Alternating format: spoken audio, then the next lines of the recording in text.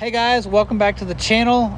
It has been nothing but work around here for us since the new year rolled around. I did manage to escape to California for that couple of days for King of the Hammers, but I'm tired of working all the time here. So it's time for at least a weekend getaway trip with the family. So we're gonna head to the Texas State Railroad.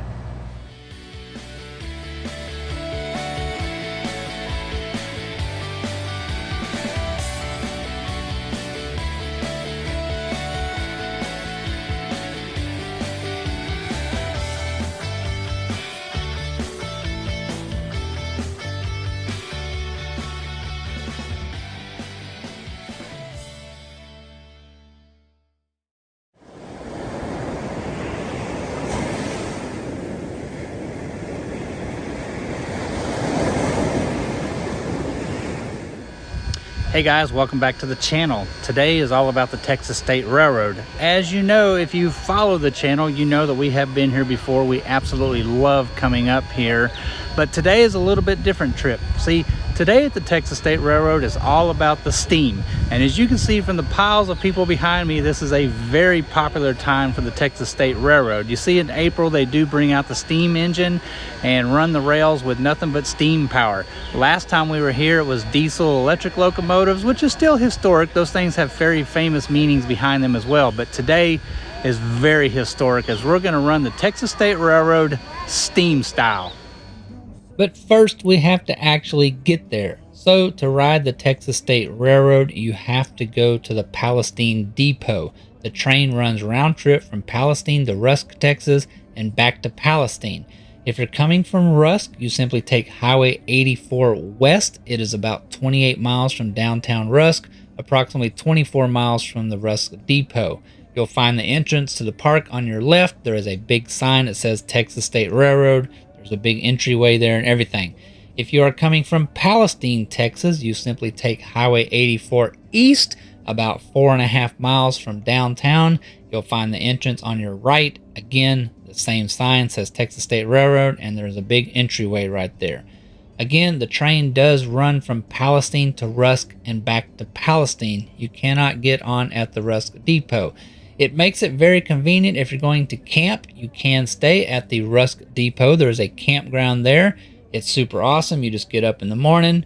For us here, as you can see, we're simply going to drive down to the Palestine Depot and hop on the train there.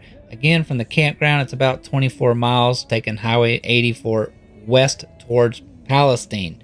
If you do camp, it is very convenient. When you get to the depot, you can get off the train. You can walk over to your campsite.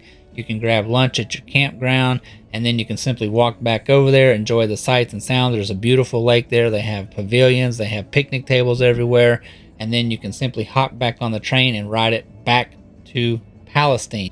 I'm going to let some video footage just play out for a few minutes, as today, it is all about the steam. And just to see the sights and sounds of one of these historical marvels is definitely a feat of engineering that should not ever be missed.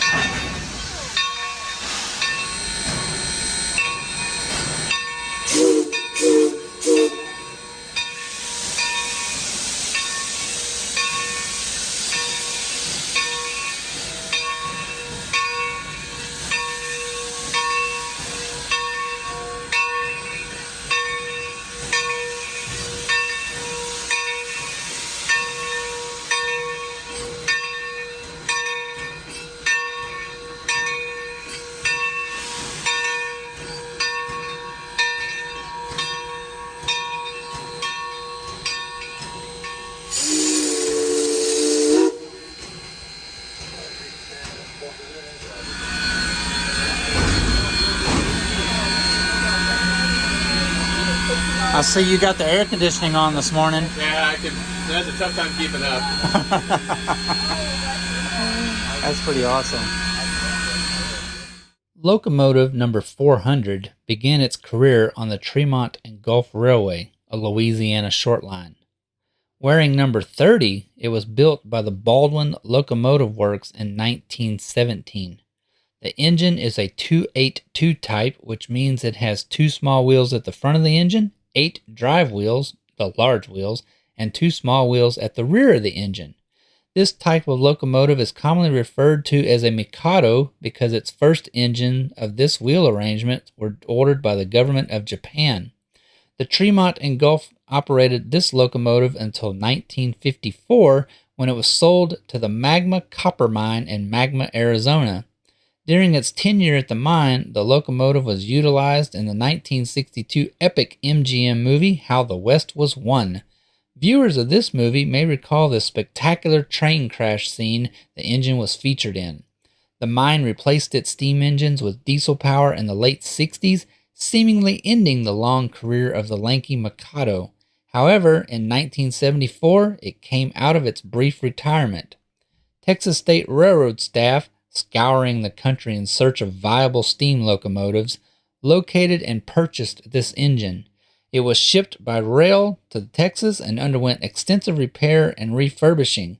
After several years of hard work, the Mikado was once again ready to go to work in 1978, rolling down the iron rails with style and grace to thrill a new generation of rail enthusiasts.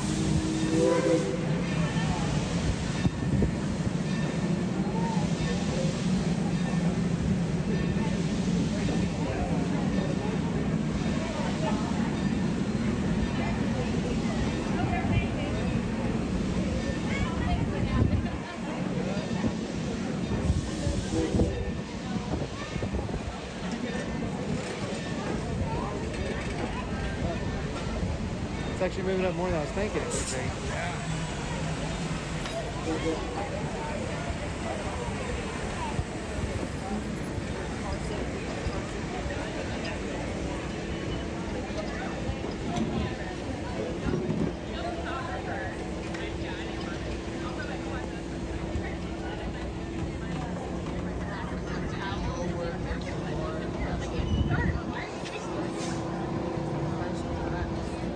Wait time. You don't have your ticket. Welcome aboard. Oh, you need to stamp that. Thank you. Oh, just for fun, if you like. Just for fun. They're rule breakers. All right, wonderful. Welcome aboard. Yeah, I'm just staying here. Definitely. Jesus Christ, I got Yingling and everything.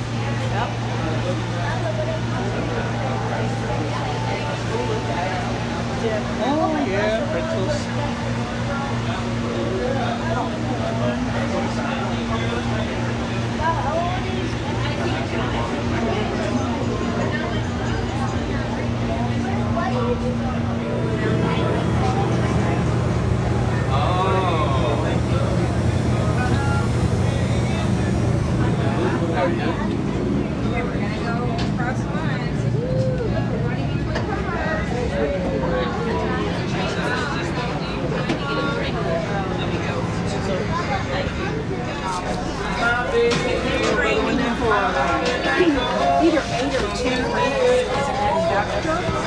If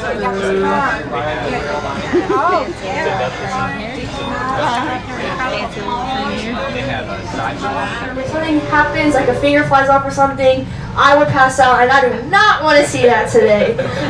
Second of all, if I see any like levers or buttons or like wheels, don't push them or turn them or pull them, because one of them's a brake and the other one, I don't know what they do, and I really don't want to find out what they do. So let's avoid that.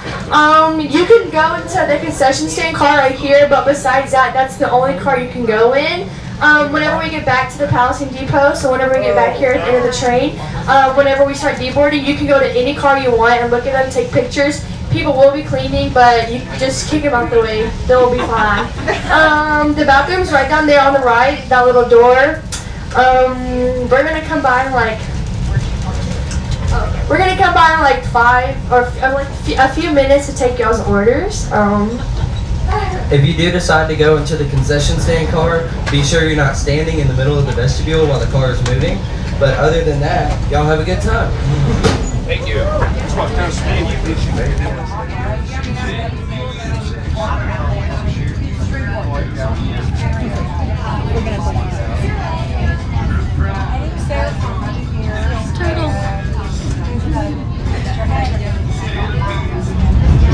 was going to park more for sure.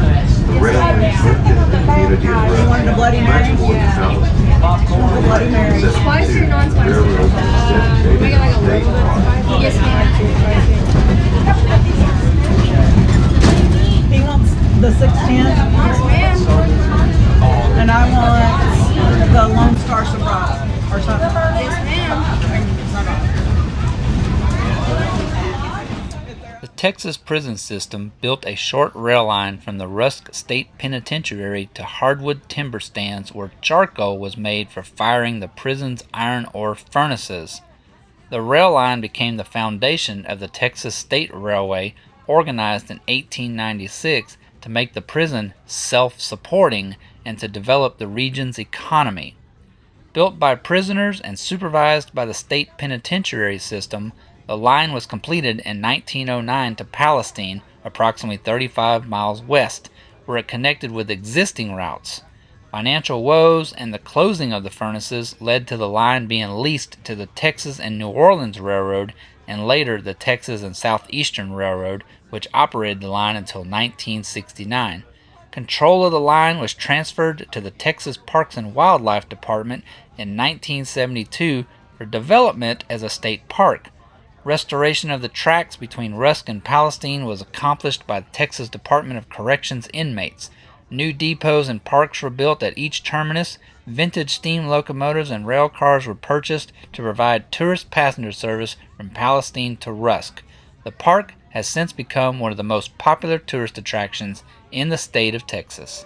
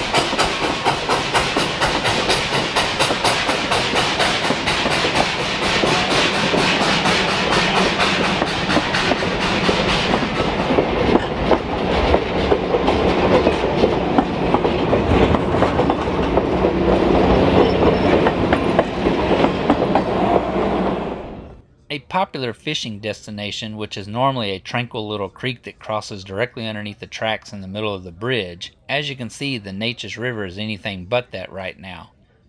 Due to recent torrential rains and flooding here in the southeast Texas area, as you can see, the Neches River is well far out of its banks right now. Some areas of the state received 13 inches of rain in a matter of just a couple of hours. You see, it's very old, historic. It's There's very an old old trading and post. historic. We're fixing that green right there. We're fixing to pass Bertha's Cafe. I've heard it's really good. I've never been there. I don't know what they sell, but I've heard it's really good. It's about probably one of the only public places here.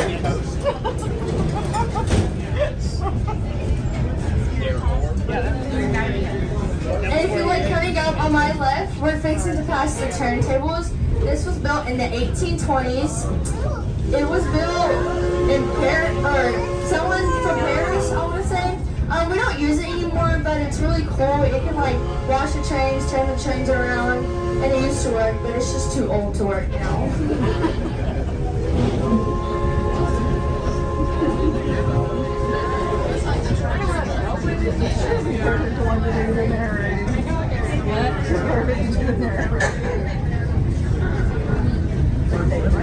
Yeah, she says it's just too old to work now. Alright guys, coming up here on my left is what we like to call the crazy goat lady's house. We don't know if she's actually crazy, but she has a crazy lot of goats.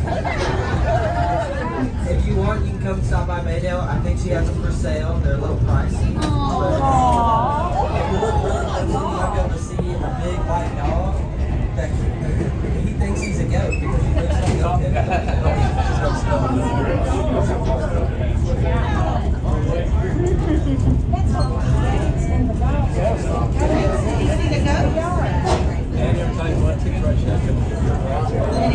That's Maydale for y'all.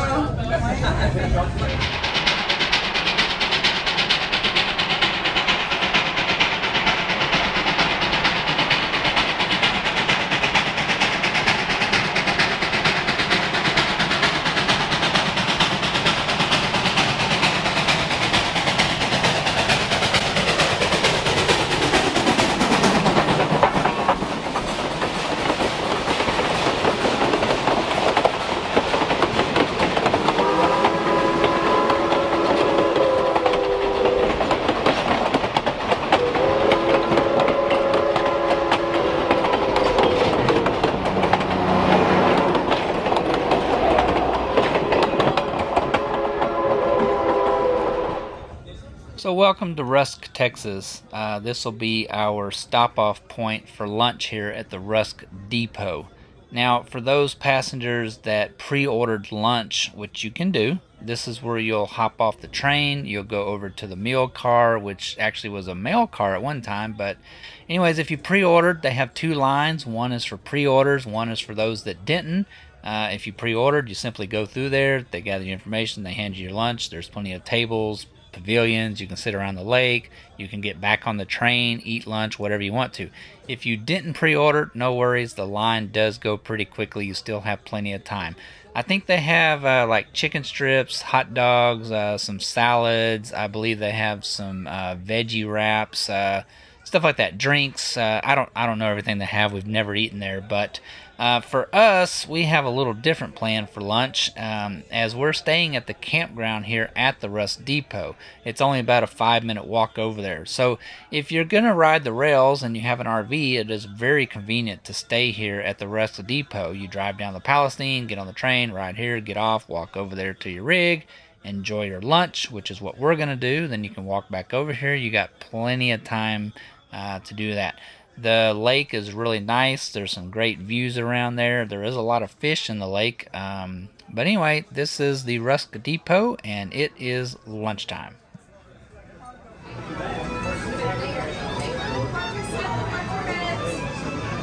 Watch your head, sir.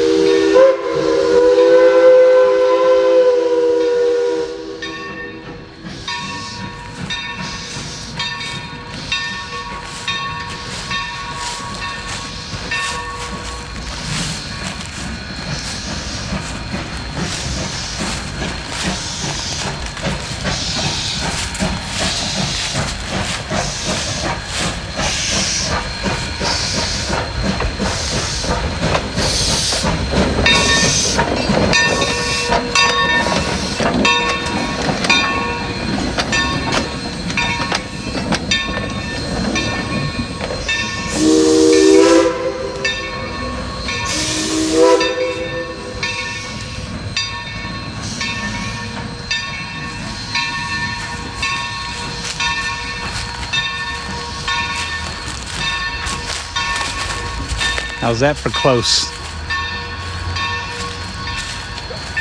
So they're going to turn the engine around now, literally right here in front of the motorhome.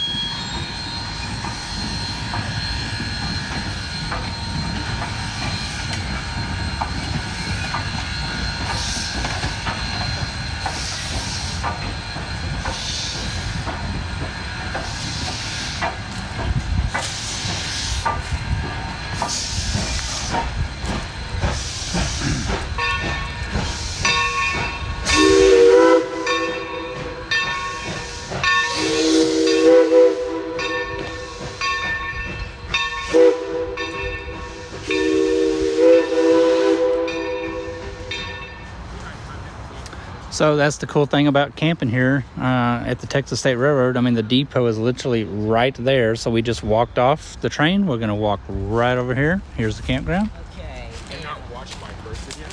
Trust me, the audio is terrible. Lunch. And then we turn around, walk right back over to the depot, get right back on the train and ride it back to Palestine. Super freaking awesome.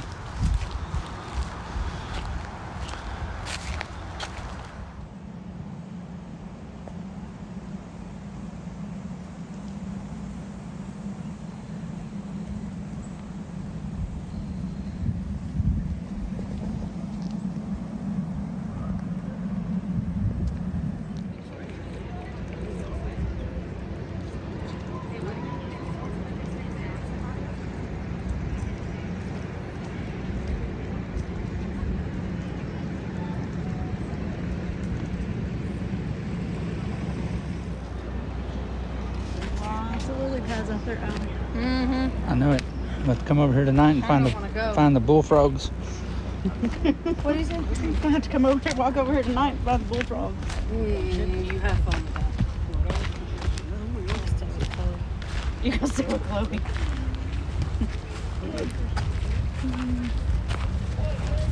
Look, oh, they're stagnant.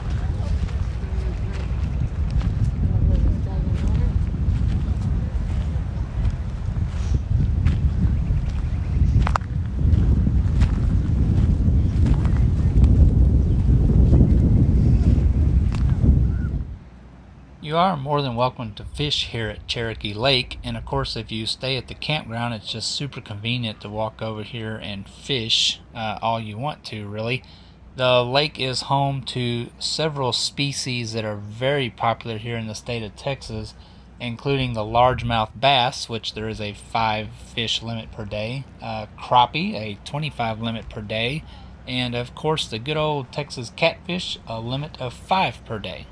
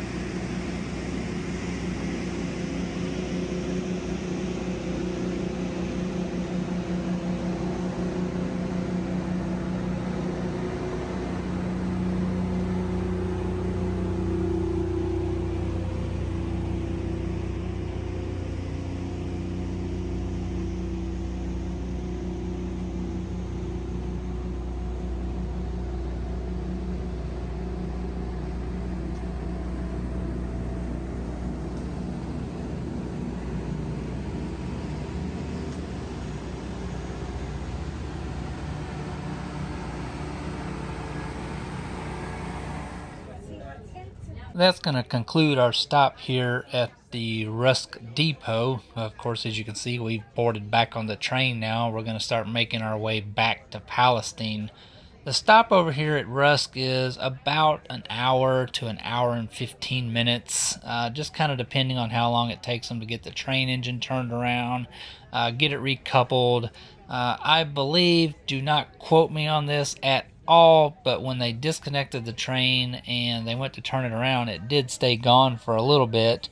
And I know that there is a work barn located back there in the woods behind the campgrounds and stuff like that. So I'm only assuming maybe they took on some fuel oil, or they did a little maintenance to the engine, you know, lubricating the working components and such forth as that.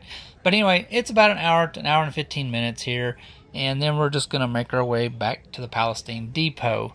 Now, as you can see, as we kind of make our way past the dining car there, which used to be a mail car again back in the day, but anyway, you're going to notice that there are a lot of people along the way stopping and filming the train here.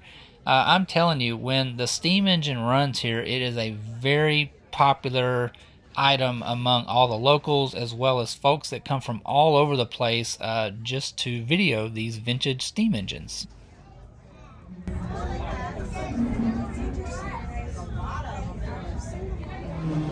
So a little bit of history here about Maydale, Texas. Although it is not a town, it is considered an unincorporated community.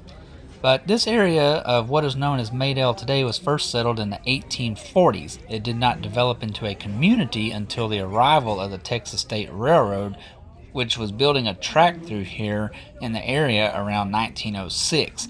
A nearby prison camp called Camp Wright housed convicts that were assigned to cut wood, which was used to make charcoal for the prison iron foundry, which was located in Rusk. C.D. Gerard, N.A. Slover, and J.S. Sherman were given land grants surrounding the prison, and well, they developed that into a new town site here around 1910.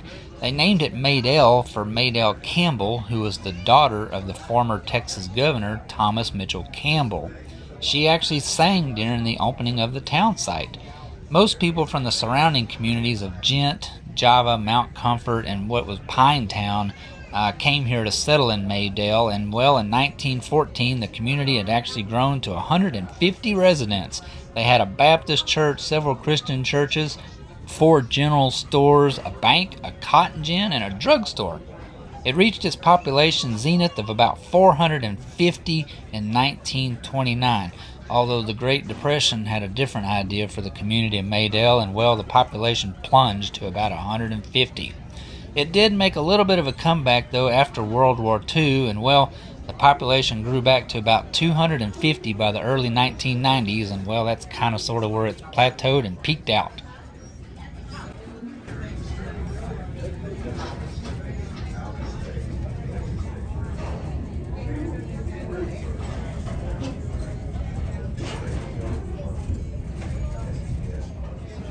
So again, of course, on our way back to Palestine, we're going to cross over the Neches River here again. So I just wanted to give a little bit more video for you guys just to see how much this river is flooded right now out of its banks.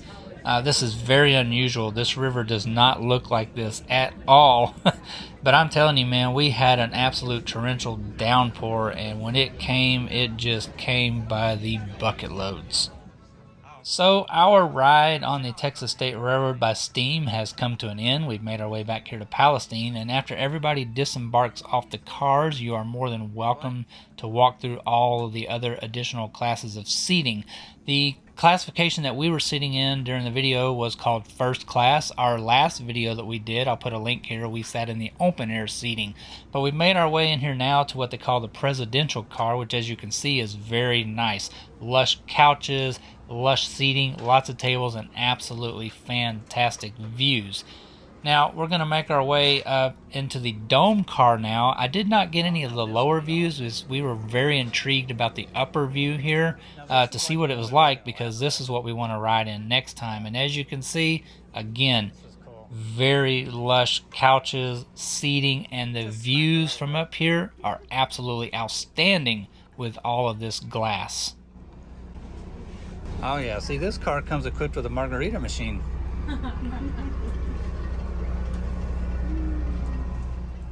Now, with the exception of the open air cars, which is exactly what it sounds like, there are no windows, you're just sitting outside, so whatever the element is, whether it be cold or hot, that's what you're going to endure. But all of these enclosed cars here, the presidential car, first class, the dome car, all have air conditioning and heat as well. And even with all this glass, it felt absolutely fantastic in here whenever we walked in. The only exception being the presidential 1511 car. They will not let you just wander through there, as that is a super luxurious, plush, first class accommodation seats right there, and they sell out very, very quickly. That's for the extra special people.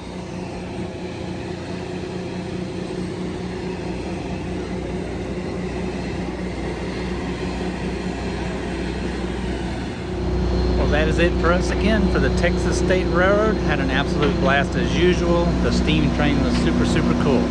So, thanks guys for watching. See you on the next one.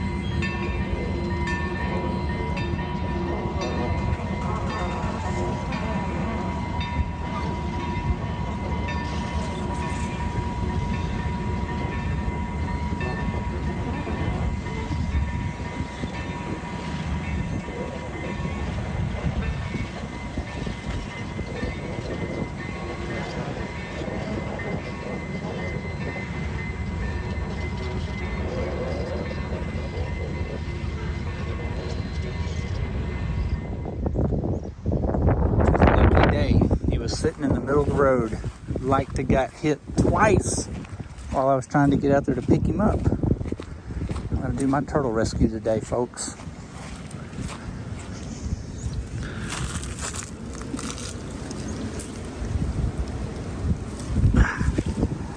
There we go. Save the day.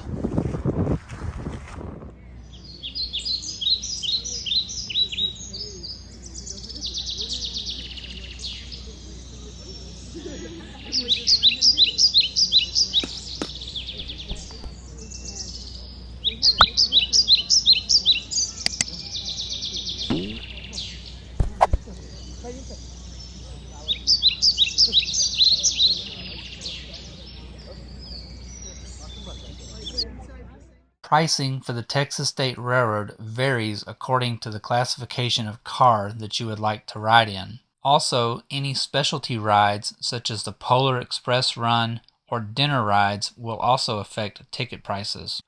The Texas State Railroad also hosts many themed rides throughout the year, and again, pricing will vary for those as well, and according to the classification of car that you would like to ride in. Please visit the Texas State Railroad website at www.texasstaterailroad.net for current pricing as well as special events that will be coming up.